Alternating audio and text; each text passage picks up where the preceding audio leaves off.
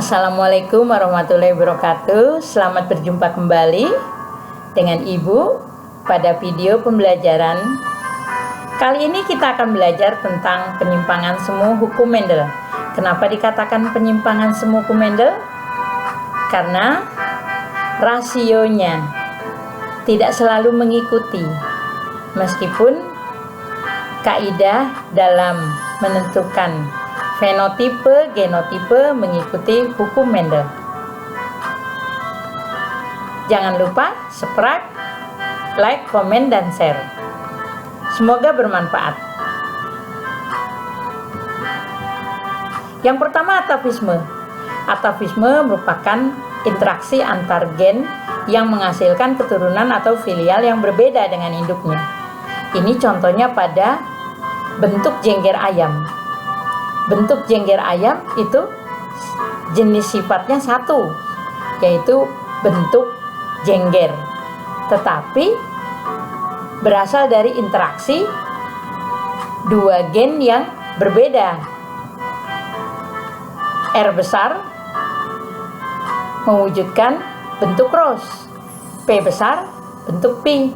Dalam keadaan heterozigot, walnut. Bila homozigot resesif single, maka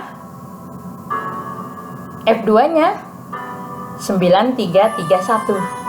9 untuk walnut, 3 untuk rose, 3 untuk pi, dan 1 untuk single. Ini bentuknya.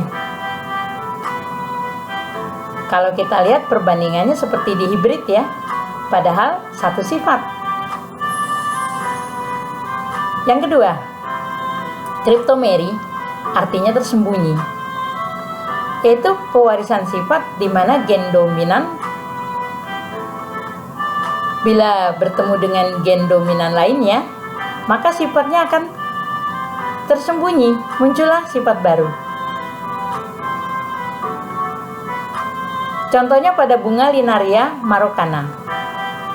A besar warna merah, B besar warna putih. Dalam keadaan heterozigot warna ungu.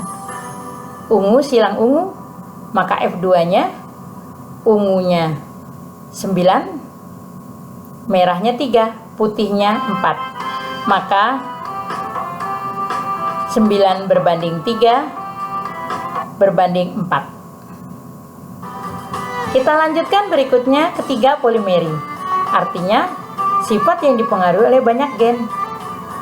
Contohnya misalnya warna biji gandum semakin merah, maka gen dominannya semakin banyak. Jadi gen dominan merah M besar 1, M besar 2. Gen dominan putih M kecil 1, M kecil 2. Maka genotip merah M besar 1, M besar 1, M besar 2, M besar 2. Genotipe putih M kecil 1, M kecil 1, M kecil 2, M kecil 2. Maka 15 merah, 1 putih. Berikutnya, epistasis, hipostasis. Epistasis, gen yang dapat menutupi gen lain tidak sealel. Alel itu adalah pasangan gen pada lokus yang sama dengan kromosom homolognya. Yang ditutupi hipostasis, yang menutupi epistasis. Dibedakan 3, dominan, resesif, dan dominan resesif. Yang pertama, dominan. Contohnya pada warna bawang merah, yaitu gen A besar warna merah, gen B besar warna kuning.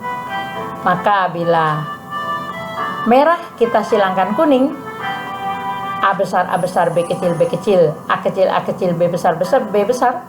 F2-nya merah 12. Lalu kuning 3 dan 1 putih. Maka 12 banding 3 banding 1. Itu untuk epistasis dominan. Sekarang kalau epistasis resesif, maka genotipe homozigot resesif dapat menutupi gen lain yang tidak sealel. Contohnya pada warna bulu anjing Kalau B besar itu hitam, B kecil coklat, E besar warnanya muncul, E kecil tidak muncul, maka menjadi warna emas. Sekarang kalau misalnya anjing berbulu hitam, kita silangkan dengan berbulu emas, maka hasilnya hitam 9, emas 4, dan coklatnya 3. Sekarang kalau epistasis dominan resesif, kita jumpai pada warna mata lalat buah.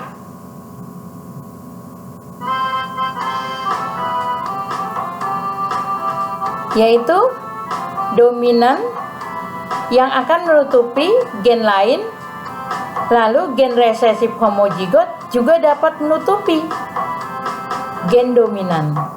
Jadi gen dominan dapat menutupi, gen resesif homozigot juga bisa menutupi.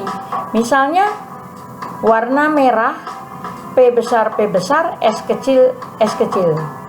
Lalu warna ungu, P kecil, S besar, S besar.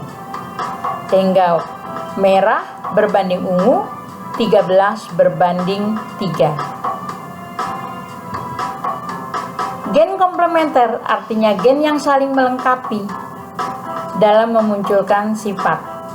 Misalnya gen B besar dan T besar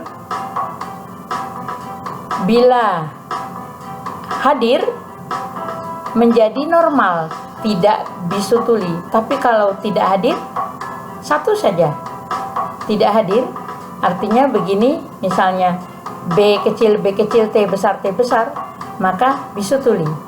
Kita lihat B besar, T kecil bisu tuli. B kecil, T besar bisu tuli. Kita silangkan, hasilnya adalah normal. Maka normal disilang normal, didapatlah ya 9 berbanding 7.